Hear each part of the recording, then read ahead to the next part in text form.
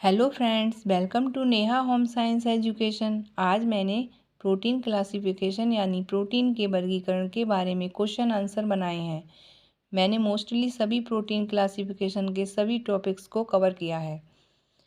Video अच्छी लगे तो लाइक और शेयर करना और मेरे चैनल को सब्सक्राइब करना। आइए स्टार्ट करते हैं प्रोटीन क्लासिफिकेशन। इसमें मैंने जो पहला क्वेश्चन बनाया है वो ये बनाया है कि प्रोटीन कितने प्रकार का होता है। तो ये 3 प्रकार का होता है, गुणों के आधार पर, स्रोत के आधार पर, भौतिक संरचना और रासायनिक संरचना के आधार पर। अब पहला जो पॉइंट है इसमें गुणों के आधार पर, तो पहले उसको क्लियर कर लेते हैं कि गुणों के आधार पर प्रोटीन को कितने भागों में बांटा गया है। तो गुणों के आधार पर प्रोटीन को 3 भागों में बांटा गया है, पूर्ण प्रोटीन, आंशिक प्रोटीन और अपूर्ण प्रोटीन। अब नेक्स्ट आता है कि ये वाला जो है पूर्ण प्रोटीन। तो पूर्ण प्रोटीन जो है वो पूर्ण प्रोटीन क्या होता है? पूर्ण प्रोटीन क्या होता है? सभी अमीनो एसिड पाए जाते हैं इसमें, चाहे वह वनस्पति जगत के हों या फिर प्राणी जगत के हों। स्रोत इसमें है दूध, अंडा, मांस, सोयाबीन, राजमा, मशरूम्स और सूखे मेवे। सेकंड टॉपिक है इसमें आंशिक प्रोटीन। तो मैंने क्वेश्चन बनाया कि भाई ये भी क्लियर करा जाए कि आंशिक प्रोटीन क्या होता है। आंशिक प्रोटीन, इसमें कुछ अमीनो एसिड पाए जाते हैं, कुछ नहीं पाए जाते हैं। जैसे इसमें स्रोत है दाल और अनाज। थर्ड टॉपिक है इसका अपूर्ण प्रोटीन। तो अपूर्ण प्रोटीन किसे कहते हैं? यह हमारे शरीर में कोई भूमिका नहीं निभाते हैं, जैसे मक्के की जीन है और जिलेटिन प्रोटीन। अब फिर मैंने सोचा कि एक क्वेश्चन और बनाया जाए, जैसे कि जीन प्रोटीन से क्या बनाया जाता है? फाइबर। जिलेटिन प्रोटीन किस में पाया जाता है? फलों में पाया जाता है। अब जो सेकंड था कि स्रोत के आधार पर प्रोटीन को कितने भागों में बांटा गया है, तो स्रोत के आधार पर प्रोटीन को 2 भागों में बांटा गया है। पहला है वनस्पति प्रोटीन और प्राणिज प्रोटीन। अब बात आती है प्राणिज प्रोटीन की, तो इसको भी मैंने क्लियर किया है कि प्राणिज जगत की प्रोटीन को क्या कहते हैं। तो इसको फर्स्ट क्लास का प्रोटीन कहते हैं। प्राणी जगत की प्रोटीन को फर्स्ट क्लास का प्रोटीन कहते क्यों हैं? क्योंकि इसमें सारे अमीनो एसिड पाए जाते हैं, जैसे दूध, अंडा, मांस, मछली आदि। नोट मैंने ये किया था इसमें कि यदि हम 10 ग्राम अंडा खाते हैं तो 10 ग्राम ही उससे हमें प्रोटीन मिलेगा। इसमें हमें 100% प्रोटीन मिलता है। अब इसका जो था वनस्पति जगत का प्रोटीन, तो मैंने यहाँ पे क्लियर किया है कि वनस्पति जगत की प्रोटीन को क्या कहते हैं। तो वनस्पति जगत की प्रोटीन को सेकंड क्लास का प्रोटीन कहते हैं। वनस्पति जगत की प्रोटीन को सेकंड क्लास का प्रोटीन कहते क्यों हैं? क्योंकि इसमें सारे अमीनो एसिड नहीं पाए जाते हैं, जैसे कि मशरूम है, सोयाबीन, राजमा, दाल आदि। नोट इसमें मैंने ये किया था कि यदि हम 100 ग्राम प्रोटीन ले रहे हैं तो उसका हमें 65% ही प्रोटीन मिलेगा, शेष 35 जो है वो खराब हो जाएगा। अब जो थर्ड था रासायनिक संरचना या भौतिक संरचना के आधार पर प्रोटीन को कितने भागों में बांटा गया है, तो इसके भी 3 भाग हैं। एक तो आता है इसमें सरल प्रोटीन, दूसरा आता है संयुक्त प्रोटीन। अब संयुक्त प्रोटीन को यौगिक प्रोटीन भी बोलते हैं। कंफ्यूज नहीं होइएगा, अगर यौगिक प्रोटीन पूछा जाए तो इसको मतलब ये संयुक्त प्रोटीन ही है, संयुक्त प्रोटीन। अब सरल प्रोटीन क्या है? सरल प्रोटीन टूटने के बाद अमीनो एसिड में बदल जाता है। अब पूछेंगे टूटना क्या है, तो ये जो होता है टूटना, ये इसका सरलतम रूप है। इस पर अभिक्रिया की जाती है जल अपघटन की, जिसे हाइड्रोलिसिस की प्रक्रिया भी कहते हैं। तो जब इन पर अभिक्रिया की जाती है तो यह अमीनो एसिड में बदल जाता है। अब प्रोटीन के सरल रूप क्या होता है? तो सरल रूप अमीनो एसिड होता है। सरल प्रोटीन का जब जल अपघटन की प्रक्रिया कराई जाती है तो वह सीधे किस में टूटता है? तो वह अमीनो अम्ल में या अमीनो एसिड में टूट जाता है। सरल प्रोटीन में क्या आता है? सरल प्रोटीन में आता है गुलेविन, गुलेविन है और गुलेटिन है, कोलेजन है और हॉर्डिन है। ग्लोबिन किस में पाया जाता है? ये रक्त में पाया जाता है। गुलेटिन किस में पाया जाता है? गेहूं में पाया जाता है। कोलेजन किस में पाया जाता है? अस्थियों में पाया जाता है। और हॉर्डिन प्रोटीन जो है वो किस में पाई जाती है? वो जौ में पाई जाती है। नेक्स्ट आता है संयुक्त प्रोटीन, कहते किसे हैं? इसे यौगिक प्रोटीन भी कहते हैं। मैंने पहले भी पीछे भी अभी बताया था, तो कंफ्यूज नहीं होना। इसमें जल अपघटन की प्रक्रिया होती है तो वह एक अमीनो एसिड में टूटता है और साथ ही एक अन्य तत्व भी उसमें मिल जाता है। जैसे एग्जाम्पल में मैंने समझाया है कि जैसे संयुक्त प्रोटीन है तो प्रोटीन हो गया और प्लस न्यूक्लिक, तो इन दोनों पे जब जल अपघटन की प्रक्रिया कराएंगे तो हमें क्या प्राप्त होगा, न्यूक्लियो प्रोटीन प्राप्त होगा।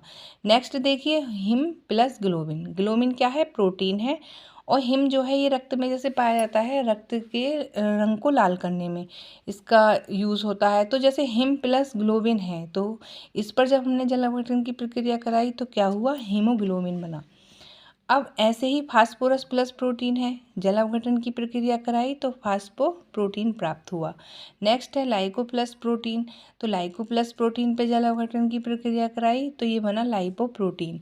ऐसे ही नेक्स्ट है लेसिथिन प्लस प्रोटीन, तो लेसिथिन प्लस प्रोटीन पर जल अपघटन की अभिक्रिया कराई तो ये प्राप्त हुआ लेसिथिन प्रोटीन। अब नेक्स्ट, व्युत्पन्न प्रोटीन किसे कहते हैं। व्युत्पन्न प्रोटीन सरल प्रोटीन तथा संयुक्त प्रोटीन को मिलाकर बनता है। जैसे कि सरल प्रोटीन है ये और संयुक्त प्रोटीन है, जैसे हमने अभी पीछे पढ़ा है। तो इन दोनों को ही क्या होता है, इन दोनों को मिलकर क्या बनता है, ये बनता है व्युत्पन्न प्रोटीन, और इस पर अभिक्रिया कराई जाती है। अभिक्रिया इन दोनों पे किस किस की जाती है, ताप द्वारा, पाचक रसों द्वारा, जल द्वारा और एंजाइम द्वारा की जाती है।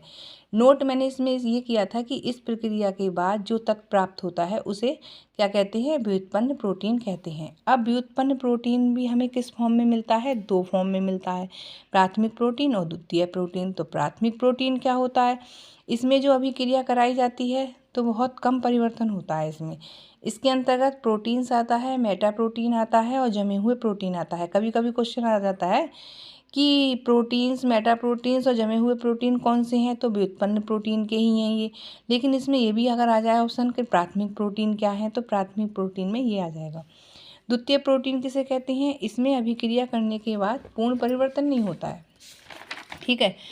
और क्या कहते हैं, जैसे पूर्ण परिवर्तन इसमें हो जाता है, जैसे प्रोटियोसिस, पेप्टोन और पेप्टाइड है, इसमें ये तीनों होते हैं। प्रोटीन की अधिकता किडनी रोगी के लिए कैसी है, तो हानिकारक है। गठिया बीमारी में प्रोटीन की मात्रा दी जाती है, कम दी जाती है।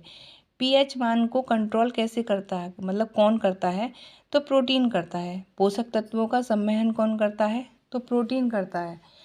अच्छा जी, अब मैं नेक्स्ट क्वेश्चन मैंने बनाया, हार्मोन्स, एंजाइम, एंटीबॉडीज का निर्माण कौन करता है, तो प्रोटीन करता है। शरीर की वृद्धि और विकास कौन करता है, तो प्रोटीन करता है। कोशिका का निर्माण कौन करता है, प्रोटीन करता है। अब नेक्स्ट क्वेश्चन था प्रोटीन के संगठन के तत्व, तो इसमें क्या क्या आते हैं, carbon, hydrogen, oxygen, nitrogen, phosphorus और सल्फर। नेक्स्ट है, अनाज में कौन सा अमीनो एसिड नहीं पाया जाता है, लाइसिन। भैंस के दूध में कौन सा प्रोटीन पाया जाता है, केसीन। गाय के दूध में कौन सा प्रोटीन पाया जाता है, कैरोटीन प्रोटीन। अब आप कहोगे तो दूध है, लेकिन भैंस का दूध जो होता है वो सफ़ेद होता है और गाय का जो दूध होता है वो पीला होता है।